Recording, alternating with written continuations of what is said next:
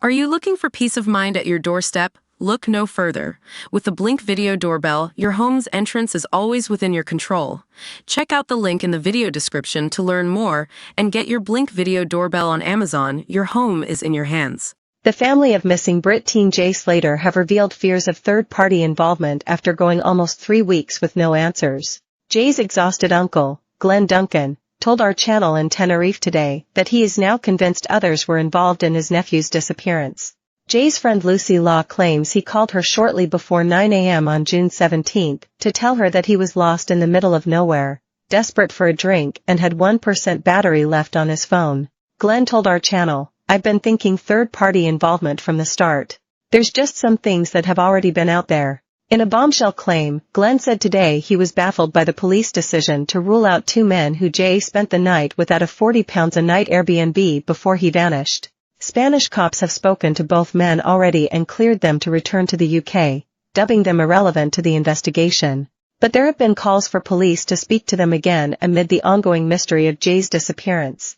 Our channel revealed one of the mystery men, Ayub Qasim, who insists he has nothing to hide, but the second known only as Johnny Vegas has not come forward. They drove Jay to the remote cottage in the mountains, high above the colorful strip of Tenerife's club scene, after meeting him at a music festival. Glenn now believes the men, including convicted drug dealer Ayub Qasim, 31, could help find the missing teen. Jay's worried uncle joined the teen's dad Warren and his brother Zach alongside 7 other volunteers today to retrace his last steps. They spent hours in the unforgiving 25°C heat trekking through mountainous terrain in the hope of finding a breakthrough. Glenn said, "Why would 2 lads hire a villa up here? They're down on the strip, you know what it's like down there. There's millions of apartments and hotels down there in Los Cristianos and Las Americas." He added, "It's so treacherous up here. Look at the state of me. I'm not a climber, I'm not a hiker. It's so easy to get lost down there. There was a group of us, and you can't see anybody. It got to a point where I wasn't even looking for my nephew, I was just trying to find my own way out to safety. I don't know if he was afraid of someone or something." Former Detective Mark Williams Thomas, who has flown out to Tenerife to help, said he believes Jay was afraid as he left the Airbnb on the morning he disappeared. Qasim flew back to his home in Barking, East London, just days after Jay vanished, but insists he had no part to play in his disappearance. He said Jay arrived at the remote cottage in Masca alive and left the following morning alive. But Glenn insisted, the fact Qasim has come out and said all his, Jay's, mates left him and he had nowhere to go. He was 10 minutes from his apartment in Los Cristianos. He's not stupid. If he didn't have a room key, he could have gone to reception for a replacement. I don't know what the police are taking seriously. I don't know if they're following up every single lead.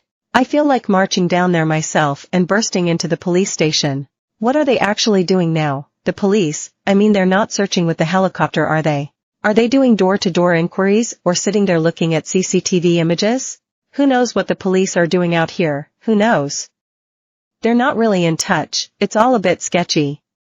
They don't give anything away. Glenn said he was really close to Jay and described him as a great young lad with a massive circle of friends who loved the good time. He said, he was looking forward to coming here. First lad's holiday, and we've all been there, haven't we? I don't know how long we're going to be out here for. How long's a piece of string? Debbie and Warren won't be going anywhere. Glenn also made an emotional comparison to the never-solved disappearance of Madeleine McCann today. He said, he's not been found, so you've got to cling on. I'm sure Madeleine McCann's parents still cling on to that hope, that she's somewhere on the other side of the world 20 years later. She's never been found and there's no proof of whatever has happened to her. Jay's devastated uncle vowed, we're still holding on to hope, we have to because we don't know. It's just torture every day. It's got to a point now where